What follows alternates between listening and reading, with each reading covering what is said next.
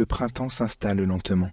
Les pousses vertes et les bourgeons abondants ne s'ouvrent pas en un jour, mais plutôt en douceur, tandis que la terre se réchauffe. Bonjour tout le monde, avant de commencer cette vidéo, j'aimerais m'excuser pour tous les étudiants, mais c'est fini les petites recettes à 2 €, je sais pas quoi, 2 minutes 30 pour faire une recette. Aujourd'hui, j'ai acheté des pignons de pain et j'ai failli léguer mon rein pour les acheter.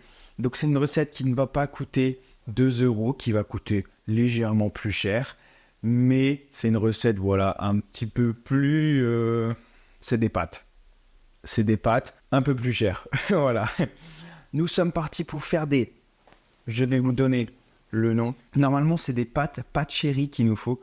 Moi, j'en ai pas. J'ai pris quelque chose qui ressemble. Vous allez voir ça très rapidement. Ça vient du livre L'art de sublimer les légumes.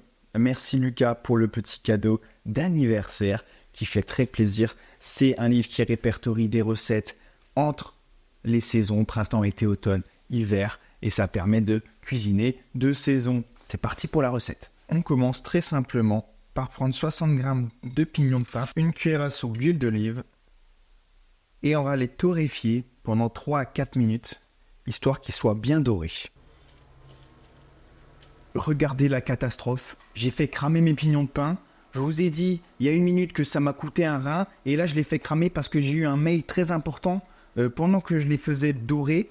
Bon, ça donnera du goût.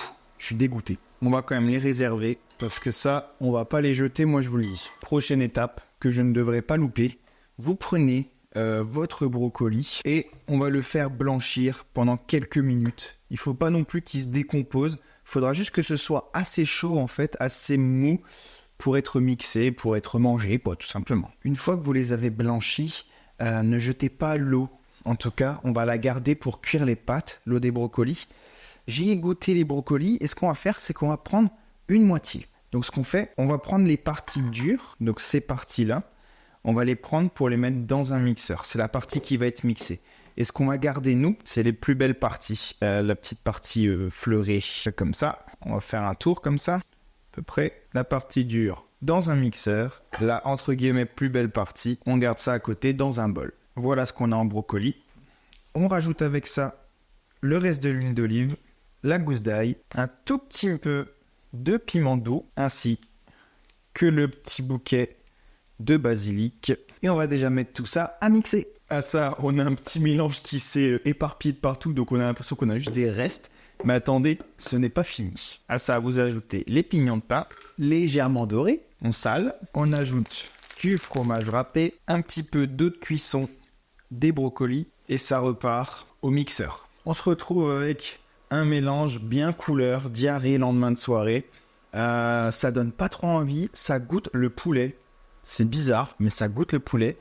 Donc pourquoi pas utiliser ça pour faire imitation poulet. Je suis un petit peu deg.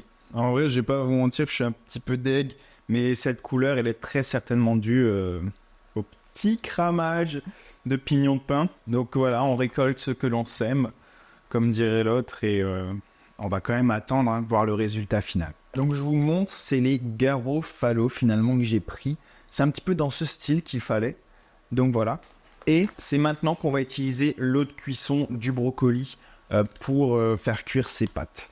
C'est parti pour 14 minutes de cuisson, mine de rien. C'est pas rien. Les pâtes sont bien cuites. Maintenant, on va rajouter le pesto. Voilà, faut que les pâtes elles soient bien recouvertes de pesto. J'ai du mal à dire pesto parce que pour moi le pesto vraiment c'est vert ou c'est rouge.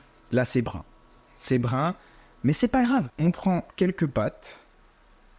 Voilà. On va rajouter d'abord un petit peu de brocoli, un filet d'huile d'olive et saupoudrer le tout de fromage. Au final, on a un résultat qui est pas trop mal. Malgré la couleur des pâtes de base, enfin du pesto, le rendu est correct. La dernière étape est celle qu'on préfère, goûter.